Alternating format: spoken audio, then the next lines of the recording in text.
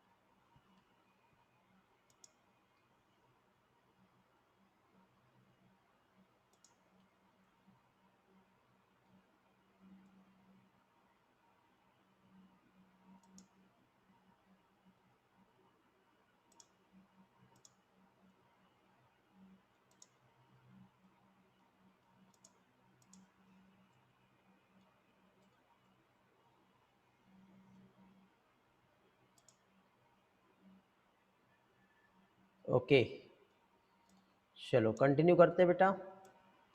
Light of करेंगे तो नहीं दिखेगा बेटा। मैं ब्राइटनेस कम कर सकता हूँ आप चाहो तो। ठीक है, एक बार देख लो। देखिए अभी चलेगा? ऐसा रखूं बोर्ड या ऐसा रखूं? बताइए।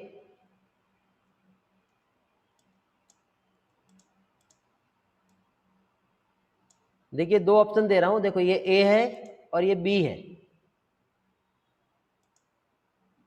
ये ए है और ये बी है। ए अच्छा लग रहा कि बी अच्छा लग रहा? ये बी है। ए अच्छा लग रहा? अंधेरा दिख रहा है?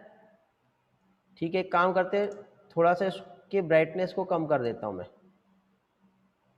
अभी।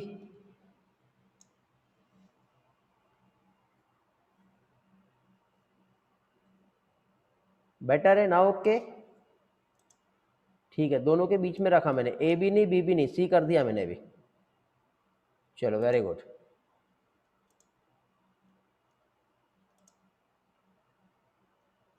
ओके अभी मैंने 2-3 लोगों को ब्लॉक कर दिया हूँ बेटा क्लास में, क्योंकि वो परेशान कर रहे थे।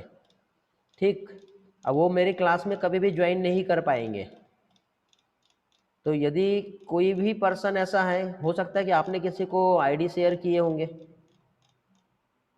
ठीक है, तो मेरे पास बेटा कंप्लीट ईमेल एड्रेस के साथ जो है ज्वाइनिंग मिलती है, विदाउट उसके नहीं मिलती। तो यदि किसी भी पर्सन ने अननेसेसरी यहाँ पे कुछ भी जो है क्या कह सकते हैं प्रॉब्लम दिखाए, तो मैं परमानेंटली उसे ब्लॉक कर दूंगा। परमानेंटली ब्लॉक मीन्स अब आप मेरी क्लास को ज्वाइन नहीं कर पाओगे।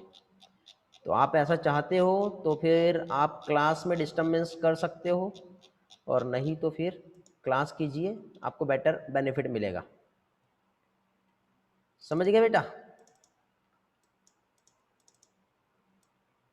वेरी गुड, समझदार हो, और समझदार को इशारा काफ़ी होता है वैसे भी।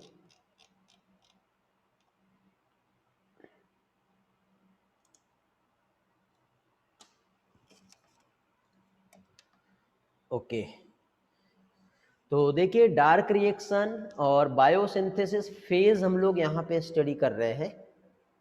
और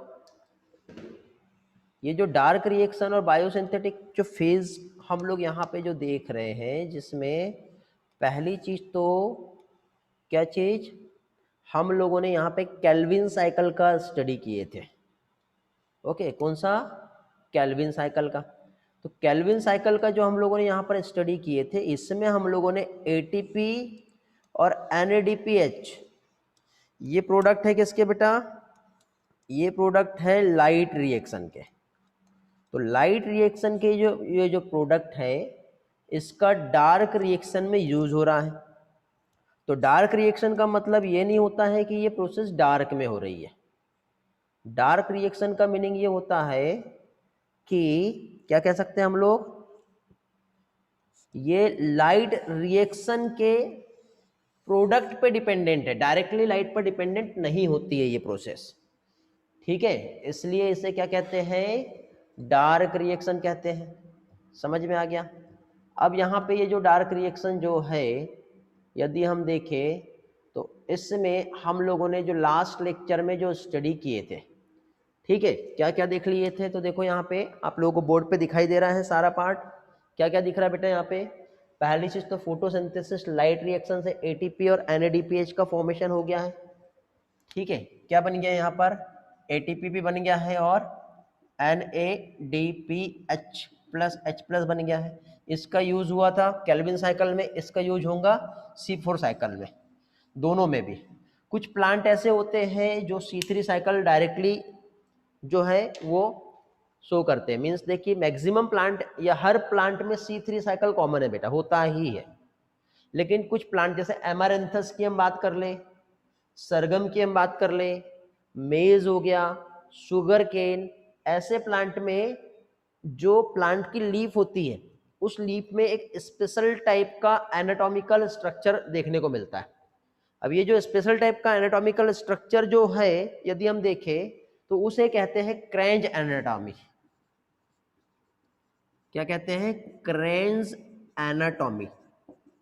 किसमें? जैसे मेज का प्लांट हो गया, ठीक है, या फिर शुगर केन जो है, एमारेंथस, सरगम, ये जो प्लांट है, इनकी जो लीफ है, लीफ में एक स्पेशल टाइप की एनाटॉमी होती है जो क्या कहलाती है? क्रेंज एनाटॉमी। ठीक, पहले थ्योरी देख लेते हैं, फिर स्लाइड देखेंगे, या फिर पहले स्लाइड देख ले फिर C4 देखेंगे। C3 कल हमारा कंप्लीट हो गया था, तो C3 को स्लाइड से समझ ले, NCERT का एक एक लाइन। रिस्पॉन्स करो चैट में, इधर मेरा कैमरा, इधर मेरा आउटपुट है, मुझे इधर देखना पड़ेगा आप लोगों को। चलो रिस्पॉन्स कर दो जल्दी से, स्लाइड देख ले पहले। चलो वेरी गुड, तो स्लाइड देख लेते हैं पहले, फिर हम C4 पाथवे पे आएंगे। ओके, तो देखिए बेटा यहाँ पे अभी पहली चीज तो जो हम लोगों ने अभी तक के स्टडी किए हैं, क्या देखे हम लोगों ने यहाँ पर?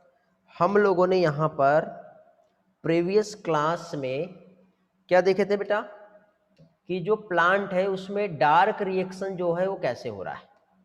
तो प्लांट में जो डार्क रिएक्शन जो हो रहा है, तो डार्क रिएक्शन के लिए, एक मिनट, क्या हुआ? हाँ, तो इसमें डार्क रिएक्शन को कहते हैं बायोसिंथेटिक फेज। क्या कहते हैं इसे? Biosynthetic phase. इसमें क्या हो रहा है? तो देखो, सबसे पहले लाइट हार्वेस्टिंग कॉम्प्लेक्स ने लाइट को एब्जॉर्ब किया था, लाइट रिएक्शन यहाँ पे परफॉर्म हुई, लाइट रिएक्शन से जो लाइट रिएक्शन के प्रोडक्ट्स का जो फॉर्मेशन हुआ है एटीपी एंड NADPH+H+, ठीक है, ये जो आप देख रहे हो। और ऑक्सीजन जो इवॉल्व हुआ था वो तो एटमॉस्फेयर में रिलीज हो गया था, लेकिन एटीपी और NADPH+H+ जो है इसका यूटिलाइजेशन होगा डार्क रिएक्शन में, जिससे एक फूड का सिंथेसिस होगा, जिसे हम क्या कहते हैं बेटा, ग्लूकोज।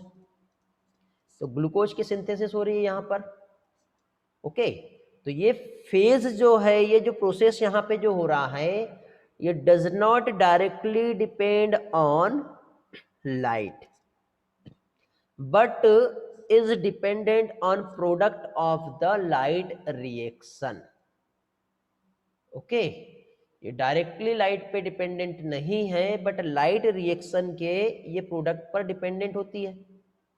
इसलिए इसे क्या कहते हैं, इसे कहते हैं डार्क रिएक्शन। क्या कहते हैं बेटा, डार्क रिएक्शन कहेंगे इसे। ओके, अब यहां पे यदि मान लो कि लाइट यदि नहीं है तो क्या ये प्रोसेस होगी? हाँ बेटा, कुछ टाइम तक के होंगी। क्यों? क्योंकि जब तक कि उसको एटीपी और NADPH का सप्लाई मिलते रहेगा। कब तक मिलेगा? यदि लाइट थी, आज यदि 5 आवर्स का लाइट यदि प्लांट को मिला है तो उसने 5 घंटे में एटीपी और NADPH का सिंथेसिस कर लिया है। और अब इसको यदि 10 आवर्स का लाइट नहीं मिल रहा है तो उसने इस 5 आवर्स से जो फॉर्म हुआ 5 आवर्स तक के ये प्रोसेस को कंटिन्यू कर लिया। आगे के 5 घंटे ये प्रोसेस नहीं होंगी। तो लाइट यदि मिला फिर से तो वो प्रोसेस अगेन स्टार्ट हो जाएगी, लेकिन जब लाइट नहीं मिलेगा तो प्रोसेस टर्मिनेट हो जाएगी कुछ टाइम के लिए, सडनली अरेस्ट हो जाएगी वो। तो इस तरह से यहाँ पे ये प्रोसेस होती है बेटा, समझ गए? अब यहाँ पे नेक्स्ट पॉइंट, जो लाइट रिएक्शन से प्रोडक्ट जो फॉर्म हुआ है उसका डार्क रिएक्शन में जो यूज होगा, तो यहाँ पे इस प्रोसेस में क्या हो रहा है ऐसा? तो इस प्रोसेस में जो हो रहा है यदि हम देखें तो यहाँ पे कार्बन डाइऑक्साइड जो है ये H2O के साथ कंबाइन होता है और ग्लूकोज का सिंथेसिस होता है। ऐसा हम लोगों ने अभी तक के, ठीक है, हम पढ़े थे। ये रिएक्शन बेटा नाइट में नहीं होता, ये रिएक्शन नाइट में नहीं हो रहा बेटा। लाइट रिएक्शन के प्रोडक्ट जो है एटीपी और NADPH, ठीक है, उनकी प्रेजेंस में हो रहा है। तो ये डे और नाइट दोनों टाइम पे हो सकती है, ऐसा नहीं है कि नाइट में ही होंगी, डे और नाइट दोनों पे हो सकती है, जब उसको जो प्रोडक्ट चाहिए वो मिलना चाहिए बस। तो यहाँ पे कल हम लोगों ने जो स्टडी किए थे, क्या देखे थे? कार्बन डाइऑक्साइड का एसिमिलेशन यहाँ पे हो रहा है, ठीक है। तो यहाँ पे जो फोटोसिंथेसिस जो है, जिसमें मतलब कार्बन डाइऑक्साइड का जो एसिमिलेशन होने वाला है वो 2 टाइप से हो सकता है, एक C3 पाथवे और एक C4 pathway. C3 pathway means जो फर्स्ट स्टेबल कंपाउंड जो फॉर्म हो रहा है वो PGA है, जो कि 3 कार्बन वाला होता है, समझ गए? तो 3 कार्बन कंपाउंड है फर्स्ट स्टेबल कंपाउंड, इसलिए इसे हम क्या कहेंगे? C3 पाथवे कहेंगे। C4 पाथवे, यहाँ पे फर्स्ट स्टेबल कंपाउंड जो फॉर्म होगा वो है ऑक्जेलो एसेटिक एसिड, जो कितने कार्बन वाला है? 4 कार्बन वाला है। तो ये 4 कार्बन कंपाउंड होने की वजह से first stable compound ऑक्जेलो acetic acid है, C4 एसिड कहेंगे। और जिस प्लांट में ये प्रोसेस होती है उसे हम क्या कहेंगे? C4 pathway. C3 एक ऑर्गेनिक एसिड जो फॉर्म हो रहा है 3 फॉस्फोग्लिसरिक एसिड, 3 कार्बन वाला है, इसलिए इसको C3 पाथवे कहेंगे। इसे जो डिस्कवर्ड किया साइंटिस्ट का नाम क्या बेटा? Melvin Calvin. कहाँ पे? कार्बन 14 के आइसोटोप यूज किए, एक एल्गी यूज किया था, एल्गल फोटोसिंथेसिस, ठीक है, रेडियो एक्टिव टेक्निक का यहाँ पे यूज करके फाइनली ये पाथवे को प्रूफ करके हमें समझाए। ये साइंटिस्ट है बेटा, इन्होंने ये वाला फिनोमेना दिया है। और फिर C4 क्या होता है ये भी हम देखेंगे थोड़ी देर के बाद। तो अभी देखिए यहां पे जो C3 पाथवे है इसमें 3 मेजर प्रोसेस हो रही है बेटा, कार्बोक्सिलेशन, रिडक्शन और रीजनरेशन, और एक फोर्थ पार्ट जिसे क्या कहते हैं हमने, बायोसिंथेसिस, ये भी हमने देखे थे। तो कार्बोक्सिलेशन, रिडक्शन और रीजनरेशन जो होता है और बायोसिंथेसिस, इस तरह से C3 pathway Calvin cycle complete होता है। हमारे एनसीईआरटी ने 3 टर्म समझाए हैं, तीनों भी याद रखना है। और ये बेटा ऑल फोटोसिंथेसिस प्लांट जो होता है, इवन C4 पाथवे जहां हो रहा होता है ना, वहां पर भी C3 पाथवे होता ही है, ये कॉमन है। मींस ऑल प्लांट में C3 होना ही है, ऐसा नहीं है कि C3 नहीं होगा। C3 हर जगह होता है। ये जब हम C4 पाथवे पढ़ेंगे तब आपको क्लियर हो जाएगा बेटा, ये समझ गए। तो यहां पे जो राइबुलोज मोनोफॉस्फेट है बेटा, यहां पर जो रीजनरेशन लिखा है ना, तो यहां पे क्या आएगा, राइबुलोज RUMP, कल पढ़े थे हमने। ये ATP की हेल्प से कन्वर्ट हो गया राइबुलोज 20 फॉस्फेट में, RUBP में। देन अब इसका कार्बन डाइऑक्साइड के साथ रिएक्शन होगा, एटमॉस्फेयर से इसने कार्बन डाइऑक्साइड लिया, कौन सा एंजाइम आया था बताओ जल्दी से, कार्बन डाइऑक्साइड के लिए कौन सा एंजाइम आता है,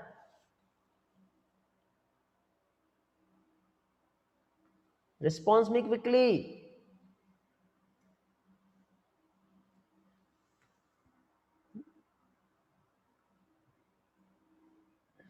सब गलत है। रुबिस्को, वेरी गुड बेटा, हिमानी, राहुल, आदित्य। रुबिस्को जो है राइबुलोज कार्बोक्सिलेज ऑक्सीजनेज, इस एंजाइम की प्रेजेंस में RUBP CO2 रिएक्ट करेंगे। इस प्रोसेस को क्या कहते हैं, कार्बोक्सिलेशन, जिसकी वजह से यहाँ पे फर्स्ट स्टेबल कंपाउंड का फॉर्मेशन होगा, जो क्या है 3PGA, फॉस्फोग्लिसरिक एसिड। अगेन इसका फॉस्फोरिलेशन होता है ATP के साथ, तो 3PGA किस में कन्वर्ट होगा, 1,3,20 फॉस्फोग्लिसरिक एसिड में। देन इसका अब क्या होगा, रिडक्शन, जिसमें NADPH का वहां पे इन्वॉल्वमेंट होगा, जिससे ट्रायोज फॉस्फेट का फॉर्मेशन होगा, जिसे क्या कहते हैं, PGAL, फॉस्फोग्लिसरल्डिहाइड। कितने मॉलिक्यूल बने थे इसके, 12 मॉलिक्यूल, जो कुछ मॉलिक्यूल रीजनरेशन में चले जाएंगे और कुछ मॉलिक्यूल जो है वो शुगर का सिंथेसिस करेंगे। तो ये होता है C3 पाथवे। पढ़े कल हम लोगों ने, रिवाइज करके आए हो बेटा सभी लोग। तो कार्बोक्सिलेशन क्या हुआ ये समझ लेते हैं हम लोग सबसे पहले। कार्बोक्सिलेशन में क्या हुआ ये समझ लेते हैं। तो कार्बोक्सिलेशन किसका, RUBP का, ये वाला रिएक्शन। तो यहां पे राइबुलोज 20 फॉस्फेट, जो कि कितने कार्बन कंपाउंड है, 5 कार्बन कंपाउंड, जिसको क्या कहते हैं बेटा, keto sugar. Very very important, keto sugar. Keto sugar क्यों कह रहे हैं मालूम है, चलो एक फॉर्मूला समझाता हूं कीटो शुगर का आपको। कितने कार्बन है, 5। ग्लूकोज याद है आपको, 1 2 3 4 5, याद आ रहा है, CH2OH, CH2OH, C double bond O, OH, H, H, OH। ऐसा एक फॉर्मूला यहां पे बनता है जो राइबुलोज का होता है। और इस राइबुलोज में यदि मान लो यहां पे एक फॉस्फेट और यहां पे एक फॉस्फेट को मैंने ऐड कर दिया, तो ये क्या बन गया, RUBP बन गया। कौन सी शुगर है ये, कीटोस शुगर है। क्यों, क्योंकि सेकंड नंबर पे C डबल बॉन्ड O आता है, और ये प्राइमरी एक्सेप्टर है कार्बन डाइऑक्साइड का, मीन्स यहां पे आएंगी और CO2 ऐड हो जाएगा, जिससे एक अनस्टेबल कंपाउंड बना।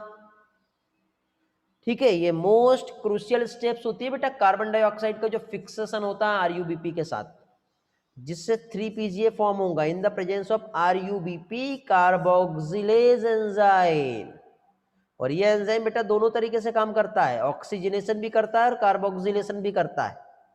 इसलिए RUBP कार्बोक्सिलेज ऑक्सीजनेज रुबिस्को इसका एंजाइम का नाम दे दिया है। जो कि मोस्ट एबंडेंट एंजाइम है in the world. Very very important, ये आपके एनसीईआरटी का स्टेटमेंट है। ये क्वेश्चन आता है बेटा, मोस्ट एबंडेंट एंजाइम जो वर्ल्ड में या फिर प्लांट किंगडम के लिए मोस्ट एबंडेंट कौन सा है। यदि ऐसा पूछ लिया गया तो आपको मालूम होना चाहिए कि वो रुबिस्को है। ओके, तो ये हो गया कार्बोक्सिलेशन। अब आते हैं हम लोग रिडक्शन पे। तो रिडक्शन भी मैंने आपको समझाया हूं थोड़ी देर पहले क्या होता है। तो एक सीरीज ऑफ रिएक्शन जो है बेटा ग्लूकोज के फॉर्मेशन के लिए होने वाली है, जिसमें 2 एटीपी मॉलिक्यूल जो है यूज होगा, जिससे 2 एटीपी NADPH यूज होगा और एक CO2 मॉलिक्यूल को यहाँ पे रेड्यूस कर दिया जाएगा। देखो यहां से कैलकुलेट नहीं करना, इसको अभी आप भूल जाओ, नहीं तो आपको याद होगा लास्ट लेक्चर में मैंने यहां पर आप लोगों को जो पॉइंट समझाया था, इसमें क्या बताया था, 1 CO2 मॉलिक्यूल का फिक्सेशन करना है तो 3 ATP का रिक्वायरमेंट होता है और 2 NADPH का रिक्वायरमेंट होता है। फिर अभी आप मुझसे ये कह सकते हो कि सर ये कैसा हो गया, आपने यहां पे हमें ये समझा है, यहां तो ऐसा लिखा है कि 2 ATP और 2 NADPH, ये तो गलत हो गया। तो बेटा मैंने क्या कहा, जो पहले साइड का जो ATP है उसको कैलकुलेट नहीं करना है। हम यहाँ पे जो प्रोसेस देख रहे हैं कार्बोक्सिलेशन के बाद का देख रहे हैं। तो कार्बोक्सिलेशन के बाद रिडक्शन फेज जो होता है, तो इस रिडक्शन फेज में एक ATP नहीं आता है, तो ये 2 ATP और 2 NADPH एक कार्बन डाइऑक्साइड के रिडक्शन में यूज हो रहे हैं, ये यहाँ पे समझाया है। समझ में आ गया बेटा। तो देखो यहाँ पे यही कहा है, तो देखो यहाँ पे कंफ्यूज नहीं होना। क्वेश्चन जो पूछा जाएगा आपको 3 ATP और 2 ATP दोनों भी पूछा जा सकता है, बट आपको मालूम होना चाहिए कि कहाँ से पूछा है। तो ये रिडक्शन वाली फेज है जहाँ पे 2 ATP मॉलिक्यूल, यहाँ की बात हो रही बेटा, और एक कार्बन डाइऑक्साइड को लेके हम बात कर रहे हैं। यदि यहाँ पे 6 कार्बन डाइऑक्साइड ऐड कर लिया तो यहाँ पे 2 मल्टीप्लाई 6 हो जाएगा, तो 2 मल्टीप्लाई 6 कितना हो जाएगा, 12 ATP और 12 NADPH। तो यहाँ पे पर CO2 कहा है तो 2 ATP मॉलिक्यूल और 2 NADPH मॉलिक्यूल का यूज होगा, और फिक्सेशन होता है 6 कार्बन डाइऑक्साइड मॉलिक्यूल का। तो यहाँ पे 6 टर्न जो है बेटा साइकिल नीड होती है, जिससे 1 ग्लूकोज मॉलिक्यूल का फॉर्मेशन होता है इस पाथवे में। 6 टर्न मतलब 6 CO2 मॉलिक्यूल का वहां पे रिक्वायरमेंट रहेगा। ओके, फिर आती है प्रोसेस रीजनरेशन का, और रीजनरेशन का जो प्रोसेस है ये भी क्रूशियल है बेटा। क्या है, जो साइकिल जो हो रही है उसमें 1 ATP मॉलिक्यूल का यहाँ पे यूज होगा, जिससे फॉस्फोरिलेशन होता है RUMP का, जिससे क्या बनेगा, RUBP। तो एक कार्बन डाइऑक्साइड मॉलिक्यूल यदि हम देखें तो कंप्लीट मॉलिक्यूल की हम बात करें तो 3 ATP मॉलिक्यूल और 2 NADPH मॉलिक्यूल रिक्वायर्ड होते हैं एवरी CO2 मॉलिक्यूल। तो क्वेश्चन बेटा दोनों तरीके से पूछे जा सकते हैं, आपको मालूम होना चाहिए कि क्वेश्चन में क्या और किस तरह से पूछा हुआ है। समझ में आ गया। तो इस तरह से क्वेश्चन है कि डिफरेंट नंबर ऑफ ATP और NADPH यूज हो रहा है डार्क रिएक्शन में, जो साइक्लिक फॉस्फोरिलेशन यहाँ पे हो रहा है, जिससे 1 ग्लूकोज मॉलिक्यूल का फॉर्मेशन के लिए 6 टर्न साइकिल की रिक्वायरमेंट होती है बेटा। 6 टर्न, ये याद रखना है keyword 6 turn, very very important.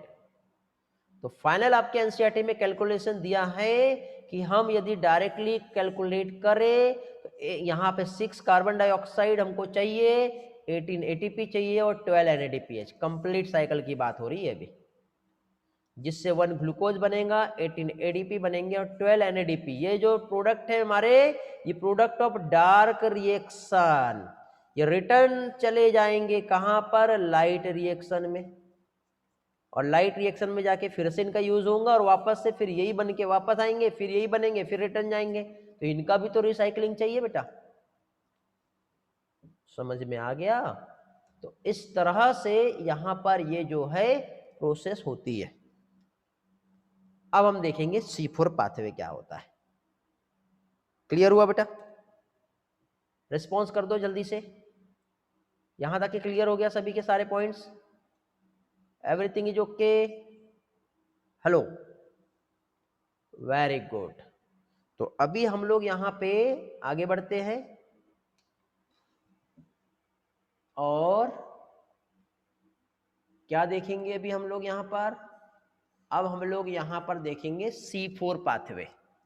C4 pathway जिसे हैच एंड स्लैक साइकिल भी कहते हैं, HSK पाथवे भी कहते हैं।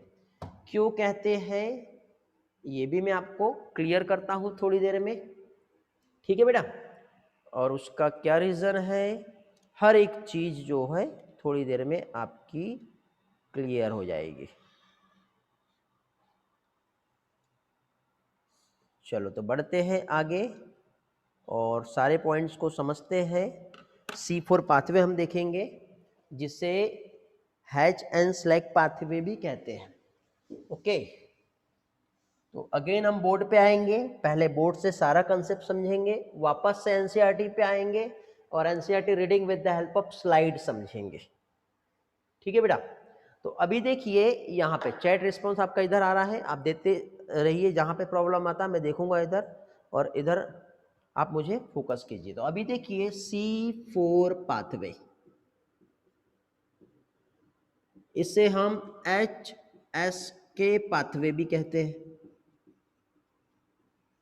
ठीक है? इसी को हैच एंड स्लैग पाथवे भी कहते हैं। अब आप बोलोगे सर HS तो समझा, K क्या है? वैसे K जनरली कभी कुछ बुक में कंसिडर नहीं किया जाता है। 3 साइंटिस्ट थे बेटा जिन्होंने इस पाथवे को दिया, हैच, स्लैग एंड कोर्ट्सलैंड। ऐसे 3 साइंटिस्ट थे जिन्होंने ये पाथवे दिया है, इसलिए हम इसे क्या कहते हैं, हैच एंड स्लैग पाथवे कहते हैं। जनरली बेटा 18, यदि हम देखें क्या, 18 family of angiosperm, 18 family of angiosperm जो है उसमें ये C4 पाथवे जो है वो देखने को मिलता है। कितना? 18 फैमिली ऑफ एंजियोस्पर्म। अब 18 फैमिली ऑफ एंजियोस्पर्म जैसे कि एक एग्जांपल हम लेते हैं, मेज, शुगर केन, एमरैंथस, सरगम। तो ये जो है बेटा प्लांट है, इन प्लांट की जो लीफ होती है, लीफ क्या चीज बेटा, लीफ। तो लीफ में एक स्पेशल टाइप का एनाटॉमी यहां पे देखने को मिलेगा। अब ये जो स्पेशल टाइप की जो एनाटॉमी है जिसे क्या कहते हैं, क्रैंज एनाटॉमी। अब ये क्रैंज एनाटॉमी क्या होता है ये समझ लो। तो बेटा ये जो लीफ है, लीफ के जैसे ये अंदर साइड वेस्कुलर बंडल रहेंगे, जाइलम एंड फ्लोएम, इस तरह से यहाँ पे ये वेस्कुलर बंडल है। तो वेस्कुलर बंडल जो है बेटा सराउंडेड रहता है, एक तो इस तरह से एक स्ट्रक्चर आएगा, ये कंप्लीट लीफ में आएगा बेटा इस तरह से, ठीक है, ये इस तरह से, और इसी के सराउंडेड अगेन एक और स्ट्रक्चर होता है इस तरह से। तो यहां पे देखो, एक तो ये जो सेल्स होती है इसे बंडल सी सेल्स कहते हैं, और उसके सराउंडेड जो रहता है वो मेसोफिल सेल्स कहलाता है। MSc और BSc शॉर्ट फॉर्म में लिख रहा हूं मैं, ठीक है? एक क्या हो गया बेटा, बंडल सी सेल्स, और दूसरा है मेसोफिल सेल्स। इसके बाहर ये हमारा एपिडर्मिस हो गया बेटा, ये लीफ है, लीफ का हम एक एनाटॉमी देख रहे हैं। क्रैंज मतलब होता है वृत्त, मतलब ये जो जाइलम एंड फ्लोएम जो वेस्कुलर बंडल है ये सराउंडेड रहते हैं स्पेशल टाइप के सेल्स से। जैसे हम लोगों ने देखे ना प्लांट में मेसोफिल सेल्स जहां पे फोटोसिंथेसिस होती है, तो यहाँ पे देखिए ये जो प्लांट है इसमें मेसोफिल सेल्स, यहाँ पे भी क्लोरोप्लास्ट है, और ये बंडल से सेल्स यहाँ पर भी क्लोरोप्लास्ट है। तो एक स्पेशल टाइप का यहाँ पे लीफ में एक स्ट्रक्चर यहाँ पे प्रेजेंट है, ठीक है? अब इसकी वजह से क्या होता है ये हम देखेंगे। तो जनरली क्या होता है बेटा, प्लांट में एक वेस्टफुल प्रोसेस होती है जिसे कहते हैं photo respiration. Photo respiration means क्या होता है, लाइट की प्रेजेंस में, photo means light, respiration means breakdown, oxidation. तो लाइट की प्रेजेंस में ऑक्सीडेशन किसका, तो बेटा यदि कभी फोटोसिंथेसिस हुई और फोटोसिंथेसिस से कोई भी एक प्रोडक्ट यहाँ पे फॉर्म हुआ जैसे कि स्टार्च या ग्लूकोज, तो लाइट की प्रेजेंस में इस ग्लूकोज का ब्रेकडाउन हो जाएगा, जिसकी वजह से यहाँ पे इसको ब्रेक करने के लिए एटीपी यहाँ पे यूज हो जाएगा और उल्टा न्यू ग्लूकोज भी फॉर्म नहीं होगा। तो इस तरह से ये जो प्रोसेस हो गई क्या हो गई बेटा, एक वेस्टफुल प्रोसेस हो गया।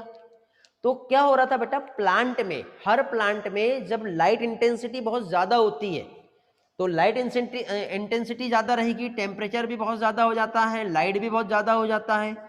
ठीक है, समर टाइम पे देखना प्लांट की हालत कितनी खराब हो जाती है। हर प्लांट देखो अभी चारों तरफ मुरझा जाते हैं प्लांट, लीफ जो है वो फॉल हो जाती है। तो प्लांट की कंडीशन इतनी क्रिटिकल रहती है ऐसे टाइम पे कि टेम्परेचर और लाइट ज्यादा, ऑक्सीजन जो है वो बहुत ज्यादा, तो उनका वहां पे क्या हो जाएगा, फोटो रेस्पिरेशन। तो प्लांट ने अपने आप को फोटो रेस्पिरेटरी लॉस से प्रोटेक्ट करने के लिए अपने अंदर एक स्पेशल टाइप का अडाप्टेशन ला लिए। उनने अपनी लीफ में एक स्पेशल टाइप का वहां पे अडाप्टेशन लाए, जिसमें जो क्लोरोप्लास्ट जो है या बंडल सिस जो सेल्स है वो प्रोटेक्टेड रहेगी, ताकि फोटो रेस्पिरेटरी लॉस वहां पे उनको ना देखना पड़े। समझे? तो अभी ये जो फोटो रेस्पिरेटरी लॉस जो यहाँ पे प्लांट में जो हो रहा है वो ना हो, उसके लिए प्लांट ने एक स्पेशल टाइप में लीफ एनाटॉमी वहां पे देखने को मिलती है, जिसे कहते हैं क्रेंज एनाटॉमी। पिक्चर दिखाता हूं बेटा स्लाइड में, तब आपको और भी अच्छे से समझेगा। ओके, तो ये जो क्रेंज एनाटॉमी जो है, यदि हम देखें तो क्या है और कैसा है वो समझ लो पहले। ठीक है, तो देखिए यहाँ पे जो थोड़ी देर पहले मैंने आप लोगों को एक्सप्लेन किया था, क्या एक्सप्लेन किया था बेटा, देखिए यहाँ पर ये जो प्लांट है देख रहे हो आप इस प्लांट को, ये प्लांट की लीफ है, लीफ पे एक स्पेशल टाइप की एनाटॉमी आप देख रहे हो बेटा, जिसे क्रेंज एनाटॉमी कहते हैं। ये जो क्रेंज एनाटॉमी जो है, अंदर देखो इस तरह से ये वाटर चैनल और फूड चैनल दिख रहा है, जिसको हम लोग जाइलम और फ्लोएम कहते हैं। जाइलम और फ्लोएम के सराउंडेड एक स्पेशल टाइप का ये ऐसा सेल्स दिखाई दे रहा है आपको।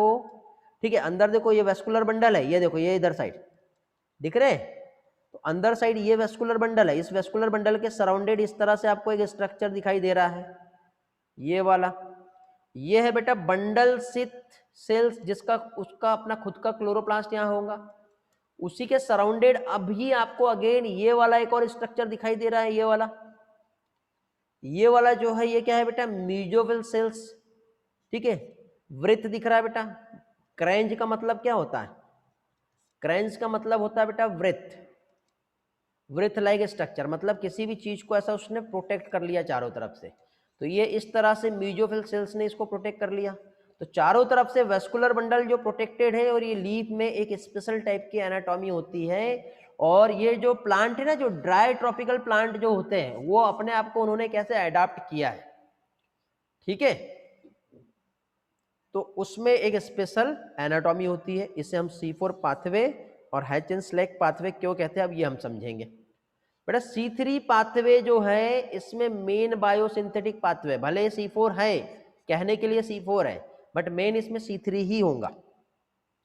समझा? इतना पोर्शन क्लियर हो गया, जो मैंने एक्सप्लेन किया वो क्लियर हुआ बेटा। बढ़े आगे, जल्दी से चैट में रिस्पॉन्स दे दो। गणेश, नंदिनी, नबीला, हिमानी, आर्यन, चलो वेरी गुड, सानिका। तो अब आगे बढ़ते हैं। आगे हम लोगों को क्या देखना है, अब हम लोगों को बेटा यहाँ पे मीजोफिल सेल्स का जो क्लोरोप्लास्ट होता है और ये जो बंडल सेल्स का जो क्लोरोप्लास्ट होता है, इसमें क्या डिफरेंस है ये हम लोग समझेंगे। ठीक है, क्या समझेंगे, मीजोफिल सेल्स और बंडल सेल्स के क्लोरोप्लास्ट में क्या डिफरेंस होता है वो देखेंगे। अरे यार, आपको नोट करने के लिए टाइम नहीं दिया मैंने, नोट करना है क्या, इधर का तो मैंने हटा दिया। एंजियोस्पर्म, मैं फिर से लिख ले रहा हूं बेटा, ठीक है। एंजियोस्पर्म, यहां क्या लिखा था मैं भूल गया, ठीक है, क्या लिखा था, क्रेंज। उसके बाद क्या है, ये वेस्कुलर बंडल है, जाइलम एंड फ्लोएम। जाइलम और फ्लोएम जो है, इसमें हमने क्या देखे थे, स्पेशल टाइप का ऐसा एनाटॉमिकल स्ट्रक्चर देखे थे। फिर उसके सराउंडेड हमने देखे थे इस तरह से, अभी आपको समझ रहा होगा ये डायग्राम एक्चुअली क्या है, ये कंप्लीट सभी जगह पर भी है, ठीक है। तो ये जो है ये मीजोफिल सेल्स है और ये जो है ये बंडल सिस सेल्स है। नोट कर लो बेटा इतना, फिर आगे बढ़ते हैं। ओके ग्रेट, चलो तो राइट करने के लिए कहा था, आप लोगों ने राइट कर लिए। बीच में कुछ डाउट्स आए थे आप लोगों के, वो मैं आप लोगों को एक्सप्लेन कर देता हूँ क्या डाउट आए थे। पहला डाउट ये था बेटा आप लोगों का कि क्या कह रहे थे आप लोग, कौन सा पार्ट, फोटो रेस्पिरेशन क्या होता है। Photo respiration means respiratory loss. Photo means light होता है और रेस्पिरेशन इन प्लांट हम पढ़े बेटा, क्या हो रहा था रेस्पिरेशन में, ग्लूकोज का ब्रेकडाउन हो रहा था। तो अब यहाँ पे क्या हो रहा है बेटा, लाइट की प्रेजेंस में जो भी फूड बना है, जो फॉर्म हुआ है प्लांट में, उसका लॉस हो जाएगा, मीन्स ब्रेकडाउन हो जाएगा। कब होता है ऐसा, जब टेम्परेचर बहुत ज़्यादा हाई होगा, हाई लाइट इंटेंसिटी रहेगी, उस टाइम पे क्या होता है प्लांट में फोटो रेस्पिरेटरी लॉस होते हैं। तो इस लॉस से बचाने के लिए प्लांट ने अपने अंदर एक स्पेशल टाइप की क्या है, लीफ में एनाटॉमी बना ली है, प्रोड्यूस कर ली है, जिसे क्रैंज एनाटॉमी कहते हैं, जिसमें वेस्कुलर बंडल सराउंडेड रहते हैं मीजोफिल सेल्स और बंडल सिस सेल्स से। समझा बेटा? ओके, रिकॉर्डिंग ऑन कर लिया था मैंने, ऑन है बेटा रिकॉर्डिंग। बोर्ड अच्छे से नहीं दिख रहा है तो मैं कुछ कर नहीं सकता उसके लिए बेटा, मैंने ट्राई किया हूँ बेस्ट, ठीक है। क्योंकि देखो आज साउंड की क्वालिटी को बेटर कर लिया मैंने कल के कंपैरिजन में, आपने खुद ने देखे होंगे साउंड बहुत अच्छा आ रहा है आज। तो थोड़ा वेट करो, ट्राई करूँगा कि वीडियो क्वालिटी भी अच्छा हो जाए, बट इतना भी बेकार नहीं दिख रहा है कि आपको ना समझे। क्योंकि देखो मैं बोर्ड भी यूज कर रहा हूँ और बोर्ड के साथ साथ में आप लोगों को क्या चीज़, स्लाइड से भी समझा रहा हूँ, वन नोट से भी समझा रहा हूँ, तो आपको तो मजा आएगा पढ़ने में, डोंट वरी, टेंशन ना लो। अब ये बोर्ड बेटा अपना ऑफिस का ही बोर्ड है, वही जो आप क्लास करते थे उसके ऊपर वाला जो रूम था वहाँ पे हूँ, आज चेंज कर लिया, कल कहीं और था, ठीक है। तो आपकी क्लासरूम का ही बोर्ड है, बट वो क्लासरूम के ऊपर वाला बोर्ड है। अब लाइट में ऑन करूँगा तो लाइट के डॉट्स दिखेंगे आपको, तो भी प्रॉब्लम होगा, ठीक है। चलो, और किसी का कोई डाउट था क्या, रिस्पॉन्स करो जल्दी से चैट में, चैट रिस्पॉन्स नहीं आया अभी तक के।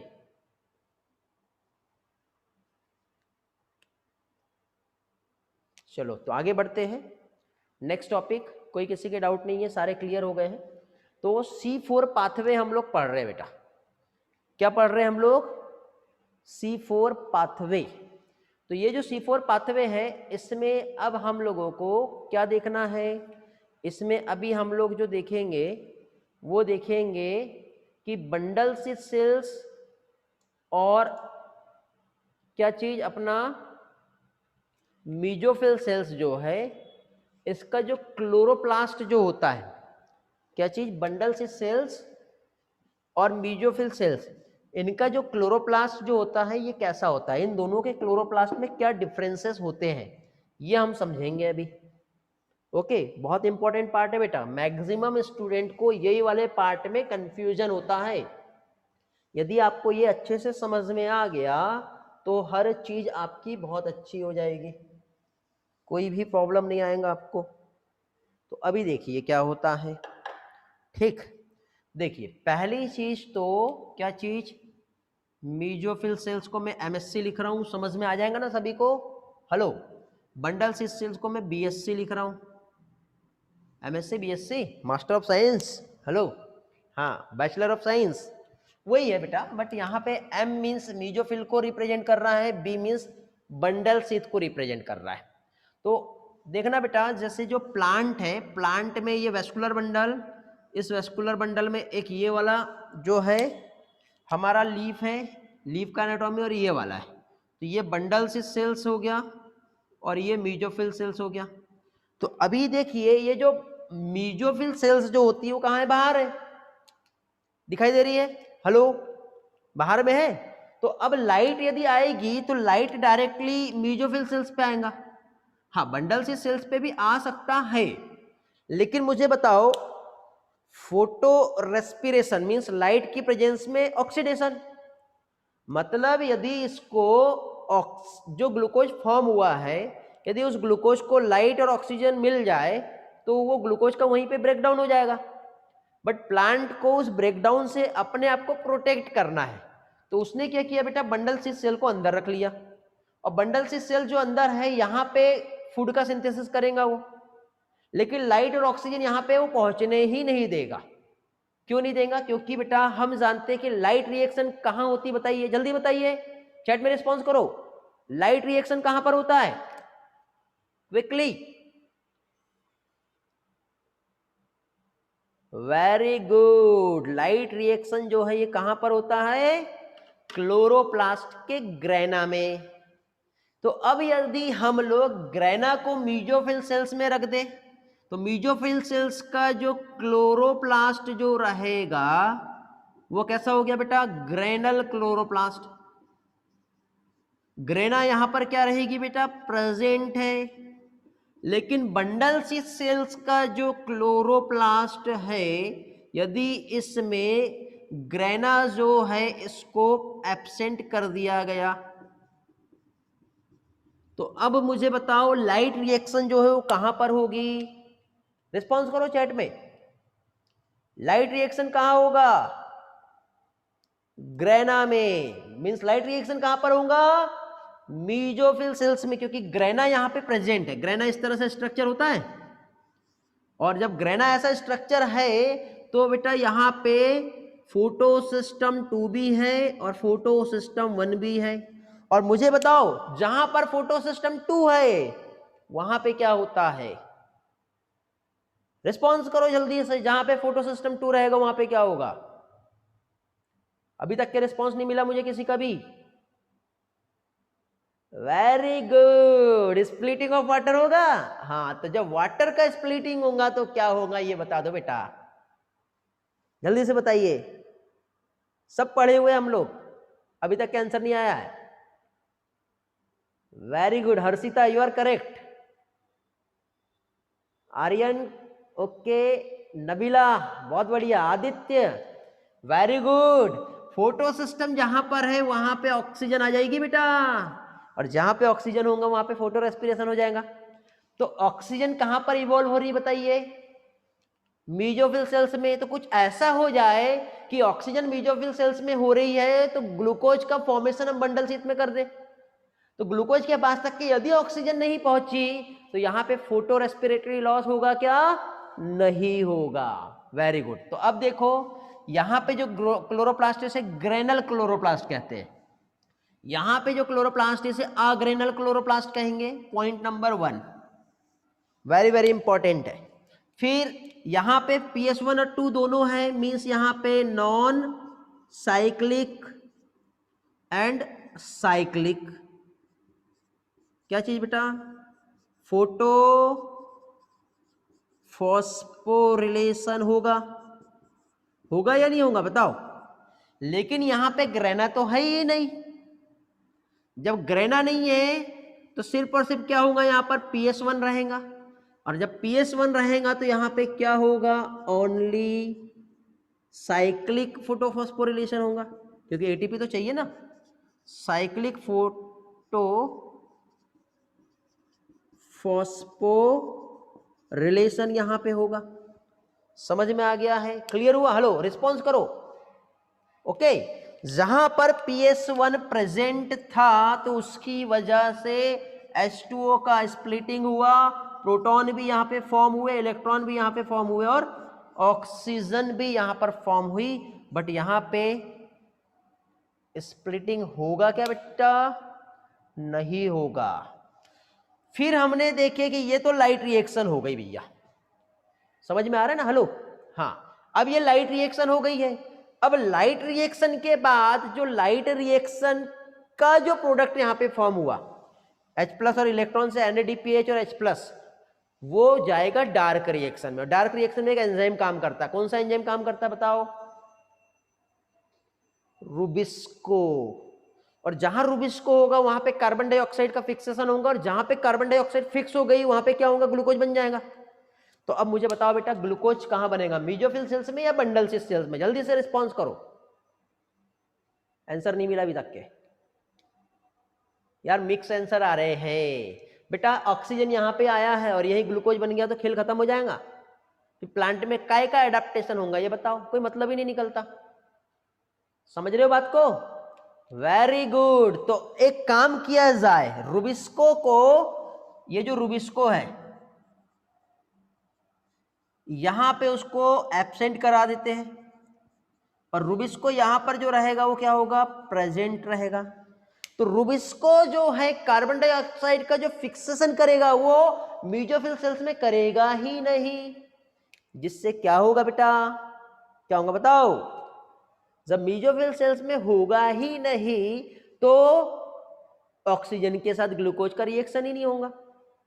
तो अब क्वेश्चन ये है कि सर रुबिस्को बीएससी में है तो एमएससी में क्या है, क्या हो रहा है यहाँ पे, कैसा प्रोसेस हो रहा है, कोई ना कोई एंजाइम तो चाहिए ना। क्या, अब मुझे एक क्वेश्चन बताओ, क्या कार्बन डाइऑक्साइड डायरेक्टली यहां आएगी या डायरेक्टली यहां आएंगे, आप ही बताइए। थोड़ी देर पहले आपने लीफ देखे हो बेटा, ये लीफ का अपर पोर्शन, ये लोअर पोर्शन है, ये अंदर, इधर से कार्बन डाइऑक्साइड घुस सकती है क्या, कि इधर से चाहिए बताओ। ये लीफ ऐसा है, ये ऐसा, ये लीफ है बेटा, लीफ, ये देखो, ये मेरा पंजा, ये लीफ है, ये लीफ के ये अपर मीजोफिल, उसके अंदर बंडल सी रहेगा, तो डायरेक्टली हम कार्बन डाइऑक्साइड को अंदर घुसा सकते हैं क्या बताओ, यस और नो। CO2 कहां पे आएंगे, दोनों जगह या सिर्फ एक जगह, हेलो, वेरी गुड। तो कार्बन डाइऑक्साइड यहां पे डायरेक्टली नहीं आएगी, तो कार्बन डाइऑक्साइड तो मीजोफिल सेल्स में आएंगी, तो यहां से यहां कैसे आएगी, ये सबसे बड़ा क्वेश्चन है बेटा, समझे। कार्बन डाइऑक्साइड जो है यहां से यहां कैसे आने वाली है, ये हम लोगों को देखना है। चलो तो देखते हैं। तो कार्बन डाइऑक्साइड तो पहले यहां पर आ रहा है, तो कुछ ऐसा हो जाए कि कार्बन डाइऑक्साइड यहां पर ही यूज हो जाए, फिर उसके बाद यहां पे आए। तो इसके लिए अगेन यहां पर एक एंजाइम जो है उसका रिक्वायरमेंट होगा। क्या मैसेज भेजे बेटा, नेट क्या लिखे बेटा, NEKJGH, नहीं समझ में आया क्या लिखे आपने, ओके ठीक है। तो यहां पे देखिए एक इसके नीचे का दिख रहा है क्या, ये वाला दिख रहा है क्या, हेलो, दिखेगा ना, एक लाइन तो दिख जाएगी, हाँ। तो इसके लिए हम लोगों को यहां पर एक एंजाइम रखना पड़ेगा जिसे कहते हैं PEPCASE, pepcase, phosphoenol pyruvate kinase enzyme. यहां पर क्या होगा, एब्सेंट होगा, लेकिन यहां पर जो है पेपकेज एंजाइम प्रेजेंट होगा, समझे, तब जाके ही तो ये प्रोसेस यहां पे होने वाली है।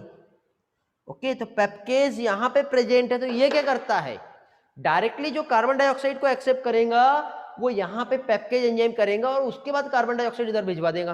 बहुत लंबा सा मैसेज आया यार, कौन भेजा, क्या बोल रहे बेटा आर्यन, हाँ बेटा, पेपकेज एंजाइम फूड लॉस को नहीं बचा रहा है बेटा, पेपकेज एंजाइम एटमॉस्फेयर की कार्बन डाइऑक्साइड को पकड़ रहा है और पकड़ के बाद में बंडल सी सेल्स तक के कार्बन डाइऑक्साइड पहुंचाएगा, क्योंकि रुबिस्को कहां पर प्रेजेंट है बताओ, बंडल सी सेल्स में प्रेजेंट है, और उसको चाहिए कार्बन डाइऑक्साइड। लाइट रिएक्शन तो यहां पे हो गई, साइक्लिक नॉन साइक्लिक, तो लाइट रिएक्शन का जो प्रोडक्ट है वो भी रुबिस्को को देना है हमको, कार्बन डाइऑक्साइड भी यहां पे पहुंचाना है, तो ये कैसे जाएगी। तो पेपकेज एंजाइम कार्बन डाइऑक्साइड को एटमॉस्फेयर से पकड़ता है और पकड़ने के बाद आगे भेजता है। इतना पार्ट समझ में आ गया, रिस्पॉन्स कर दो जल्दी से, वेरी गुड। चलो सभी का रिस्पॉन्स मिल रहा है,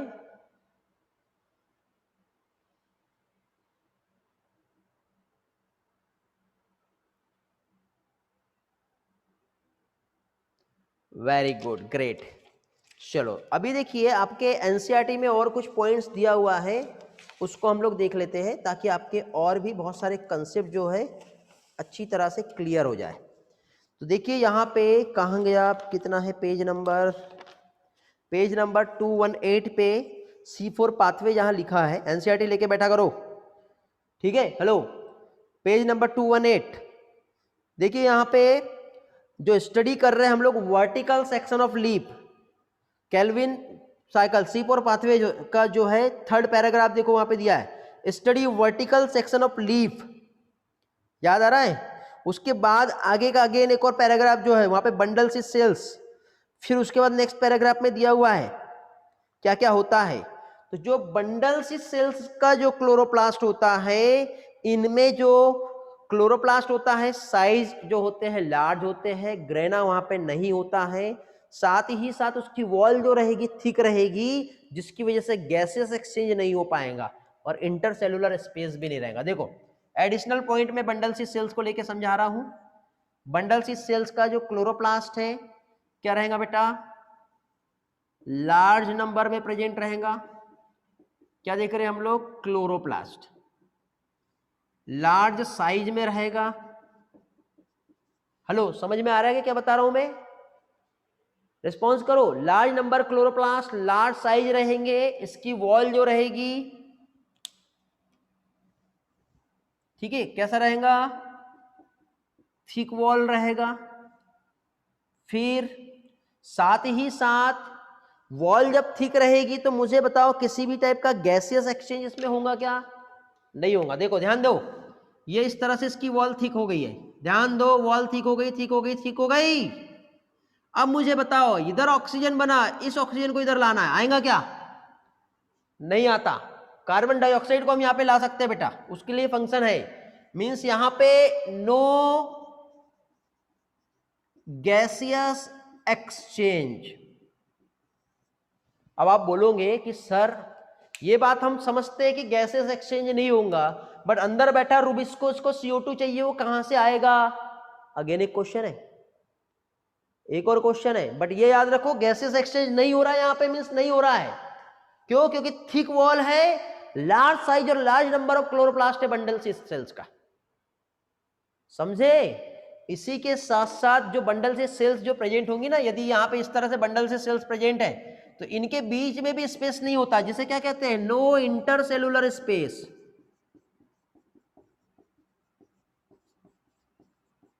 there is no intercellular space. ये एडिशनल फीचर्स है BSC के। BSC क्या है, बंडल से क्लोरोप्लास्ट, समझ में आ गया। पेप्केज एंजाइम CO2 लाएगा नहीं, पेप्केज एंजाइम CO2 नहीं लाएगा, उसका काम कुछ और है। पढ़ने वाले हम, वेट करो थोड़ा सा। देखिए अभी मैंने क्या पॉइंट समझाया हूं, देख लो पहले आप, वापस से हम स्लाइड पे आएंगे वैसे, बट यहां से समझ लो।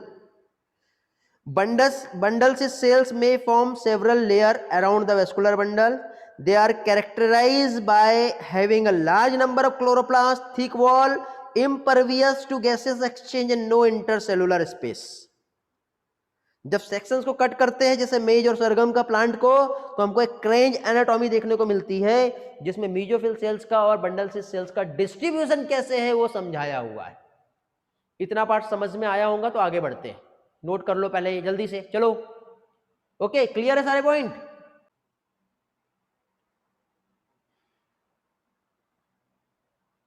बेटा राहुल, अब सब लोग अलग अलग नेम से ज्वाइन हुए लगता, मुझे समझ में नहीं आ रहा। यहां पे देखिए फोटोलाइसिस ऑफ वाटर हो रहा है, ये पैकेज कहां से आया कहां जाएगा वो हम पढ़ने वाले हैं, उसके लिए वेट करना पड़ेगा आपको। ये वाला पॉइंट जो नहीं समझा, यहाँ पे स्प्लिटिंग ऑफ वाटर हो रही है बेटा, ठीक है, यही समझाया मैंने, और कुछ नहीं समझाया। और कुछ पूछना है किसी को? ओके चलो तो स्टार्ट करते हैं अभी आगे का पोर्शन। यहाँ पे आपको जो भी कंफ्यूजन हो रहा है, कहाँ पे क्या हो रहा है, वो सारी चीज़ें क्लियर हो जाएगी। बट ये जितने पॉइंट लिखे हैं आपने, ये सामने रखना, जब मैं आगे का पार्ट समझाऊंगा उसमें आपको इसका रिक्वायरमेंट रहेगा, ठीक है। तो अभी बेटा ये जो मीजोफिल सेल्स और बंडल सेल्स कहाँ कहाँ पे क्या क्या हो रहा है वो हम समझेंगे। देखिए अभी आपको ये जो मीजोफिल सेल्स और बंडल सेल्स जो दिखाई दे रही है, तो इसमें ये प्रोसेस एक्चुअली कैसे हो रही है उस प्रोसेस को हम समझेंगे अभी। तो देखिए ये जो प्रोसेस यहाँ पर हो रहा है, पहली चीज तो इसको हम कुछ इस तरह से डायग्राम जो है ड्रॉ कर लेते हैं। ये आपका मीजोफिल सेल्स हो गया प्लांट की, ये बंडल सी सेल्स हो गई, ठीक है। अब मीजोफिल सेल्स जो यहाँ पे हैं, इधर साइड से कार्बन डाइऑक्साइड आया, कार्बन डाइऑक्साइड जो है H2O के साथ CO2 रिएक्ट करता है, जिसकी हेल्प से H2CO3 बनता है, जो आगे चल के H+ और HCO3- में डिसोसिएट हो जाएगा, ठीक है। इतना हुआ। ये सारी चीजें होने के बाद बेटा यहाँ पे एक फॉस्फो पेपा याद है आपको, पेपा फॉस्फोइनॉल पायरुविक एसिड याद आ रहा है, कहीं पढ़े थे हम लोगों ने, वेरी गुड। तो अभी HCO3 फॉस्फोइनॉल पायरुविक एसिड के साथ ये वाला और ये वाला, ये दोनों रिएक्ट करता है, और जब इनका रिएक्शन होता है तो यहाँ पे फॉर्म होता है ऑक्जेलो acetic acid. ऑक्जेलो acetic acid 4 carbon वाला है, फर्स्ट स्टेबल कंपाउंड है ये, ठीक है, इसलिए इसे हम लोग C4 पाथवे कहते हैं, ठीक है। ये जो सेल्स है ये कौन सा है, ये हो गया मेसोफिल सेल्स, और ये जो है ये कौन सा है, बंडल सी सेल्स। ओके, तो फॉस्फेनॉल पायरुविक एसिड यहां पे जो रिएक्ट कर रहा है तो एंजाइम जो है कौन सा आएगा, पेप्केज एंजाइम। इसकी प्रेजेंस में ऑक्जेलो एसिटिक एसिड यहां पे फॉर्म हो गया है। हेलो, ये वाला रिएक्शन समझ में आ गया। अभी इस रिएक्शन के बाद जो लाइट रिएक्शन जो हुई थी, ठीक है, उसमें NADPH+H+ का फॉर्मेशन हुआ जो NAD में कन्वर्ट हो जाएगा। बताओ जब भी NAD आता है कौन सा एंजाइम काम करता है, हेलो, किसका रिस्पॉन्स मिला सबसे पहले, गणेश का, वेरी गुड, हम आदित्य, नबीला। डिहाइड्रोजिनेज एंजाइम यहाँ पे काम करेगा। ओके, तो ऑक्जेलो एसिटेट डिहाइड्रोजिनेज, इस एंजाइम की प्रेजेंस में ऑक्जेलो एसिटिक एसिड का डिहाइड्रोजिनेशन हो जाता है, जिससे यहाँ पे फॉर्म होता है मैलिक एसिड। क्या फॉर्म होगा, मैलिक एसिड। जब यहाँ पे इस कार्बन डाइऑक्साइड की फॉस्फेनॉल पायरुविक एसिड के साथ रिएक्शन हुई तो इसे कहते हैं कार्बोक्सिलेशन। सही लिखा क्या मैंने, गलत हो गया, गड़बड़ हो गया, ठीक है। क्या हो रहा है यहाँ पे, CO2 के साथ रिएक्शन होता है ना, तो क्या कहलाता है, कार्बोक्सिलेशन। हो गया कार्बोक्सिलेशन। यहां पे क्या बोलेंगे हम, डिहाइड्रोजिनेशन। फिर ये मैलिक एसिड जो है मेसोफिल सेल से ट्रांसपोर्ट होकर के बंडल सी सेल्स में आ गया है। क्या हुआ इसका, यहां पर हो गया इसका ट्रांसपोर्ट, हो गया ट्रांसपोर्ट। अब देखो फोटोलाइसिस ऑफ वाटर यहां पे हुआ था, तो यहां पे जो वाटर स्प्लिटिंग हुआ उसकी वजह से यदि यहाँ पे ऑक्सीजन फॉर्म हुआ भी होगा तो ये ऑक्सीजन यहाँ पे होते हैं, इसमें क्या चीज बेटा, स्टोमेटा, जिसकी हेल्प से ये ऑक्सीजन यहां से बाहर निकल गया। तो ये ऑक्सीजन इधर आएगा क्या, नहीं। ये डायरेक्ट कार्बन डाइऑक्साइड इधर आ रहा है क्या, नहीं, मैलिक एसिड यहां पे आ रहा है। समझ में आ गया इतना पार्ट, रिस्पॉन्स करेंगे जल्दी से। ट्रांसपोर्ट हो गया। अब यहाँ पे अगेन डीकार्बोक्सिलेशन और डिहाइड्रोजिनेशन यहाँ पे होगा। तो अभी यहाँ पे मैलिक एसिड जो है ये इस तरह से क्या करेगा, CO2 को रिलीज कर देगा। CO2 रिलीज हो गई। मैलिक एसिड से यहाँ पे अब फॉर्म होता है पर्सनल असिस्टेंट, याद है, पायरुविक एसिड को कहते हैं हम लोग। तो मैलिक एसिड से ये बना, तो ये डायरेक्टली नहीं बनता, ये यहाँ पे ऐसा नहीं लिखते हम, आप कंफ्यूज हो जाएंगे, ठीक है, थोड़ा सा मॉडिफाई करके लिखते हैं। ये मैलिक एसिड यहाँ पे आया, महिला याद है आपको, महिला, वही वाली महिला है ये। अब मैलिक एसिड का यहाँ पर जो प्रोसेस हो रहा है जिससे पायरुविक एसिड भी बन रहा है और कार्बन डाइऑक्साइड भी बाहर जा रही है, ये कैसे जा रही है, तो यहाँ पे यही वाला हमारा NAD जो है ये NADH+H+ में कन्वर्ट होगा, जिससे पायरुविक एसिड बना। यहाँ पे एक तो डीकार्बोक्सिलेशन हुआ है और साथ ही साथ डिहाइड्रोजिनेशन भी हुआ है।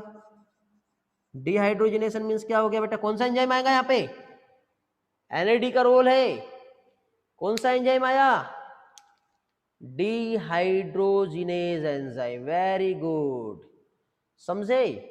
तो अभी यहां पे क्या होगा बेटा, जो कार्बन डाइऑक्साइड बाहर निकली है क्या करेगा, ये कार्बन डाइऑक्साइड यहां पे RuBp के साथ रिएक्ट करेगा और क्या होगा यहां पे होगी C3 साइकिल। कौन सा एंजाइम काम करेगा यहां पर बेटा, तो यहां पे जो एंजाइम काम करेगा वो एंजाइम है रुबिस्को, समझ गए।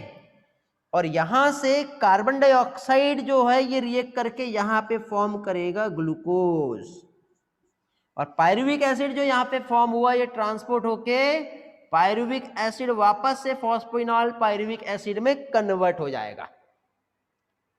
समझ में आ गया बेटा। तो इस तरह से ये जो पायरुविक एसिड है इसको आपका एनसीईआरटी क्या कह रहा है मालूम है, C3 एसिड कह रहा है। पायरुविक एसिड C3 एसिड है, और यहां पे जो साइकिल हो रही है कौन सी हो रही है, C3 साइकिल हो रही है। तो अब देखो ऑक्सीजन यहां पर इवॉल्व हुई, जो बाहर चली गई, लाइट आया वो यहीं पे हुआ। यदि यहां पे कार्बन डाइऑक्साइड अंदर बन रहा है तो बाहर नहीं निकलेगा, कार्बन डाइऑक्साइड इधर यूज हो रहा है तो ये अंदर जाएगा। तो इसकी वजह से ये जितना भी ग्लूकोज फॉर्म होगा वो सेफ होते जाएगा। तो यहाँ पे फोटो रेस्पिरेटरी लॉस इसमें होगा नहीं, जिसकी वजह से C4 पाथवे बहुत अच्छे से होता है। और जो भी C4 प्लांट है उसमें उसका प्रोडक्टिविटी C3 प्लांट के कंपैरिजन में ज्यादा रहेगा, क्योंकि देखिए बेटा C3 प्लांट में फोटो रेस्पिरेशन हो रहा है, मतलब उनको फाइट करना पड़ रहा है एटमॉस्फेयर के साथ, ठीक है। जितना वो बनाते हैं वो उसमें से आधा से ज्यादा तो वेस्ट हो जाता है, लेकिन यहाँ पे जो फॉर्म हो रहा है वो वेस्ट नहीं हो रहा है। इसलिए देखना शुगर केन का या C4 प्लांट जो होता है उसका प्रोडक्टिविटी बहुत अच्छा होता है, C3 प्लांट की प्रोडक्टिविटी कम होती है। लेकिन अल्टीमेटली भले ये C4 प्लांट है लेकिन उसमें C3 पाथवे होगा ही होगा, तो ये कॉमन पाथवे है C3 पाथवे। समझ में आ गया बेटा। हेलो, किसी को कुछ पूछना है? If you have any type of doubt you can ask me. यहां पे देखो ये पायरुविक एसिड से फॉस्फोइनॉल पायरुविक एसिड बनेगा, क्या होगा यहाँ पे एटीपी रिएक्शन होंगी। कौन सा एंजाइम आता है यहाँ पे बताओ, काइनेज एंजाइम।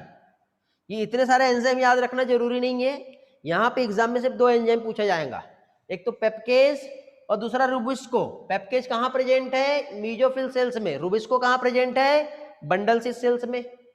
केल्विन साइकिल कहाँ, C3 साइकिल कहाँ हो रहा है, बंडल सीथ सेल्स में, ठीक है। और ये कंप्लीट C4 साइकिल हो गया। ऑक्सिलो एसिटिक एसिड कहाँ बना, तो ये कहाँ बना बेटा, मीजोफिल सेल्स में। समझा?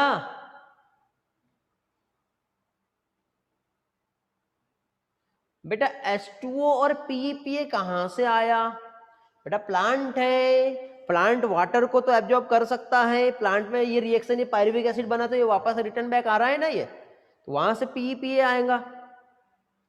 और किसी के कोई डाउट, कुछ भी डाउट है तो पूछ सकते हो। गणेश क्लियर हुआ? किसी के कोई डाउट हो, चैट बहुत ऊपर चला गया बेटा तो फिर से पूछ सकते हो, नहीं तो फिर अभी आप ये पॉइंट को नोट करेंगे जल्दी से।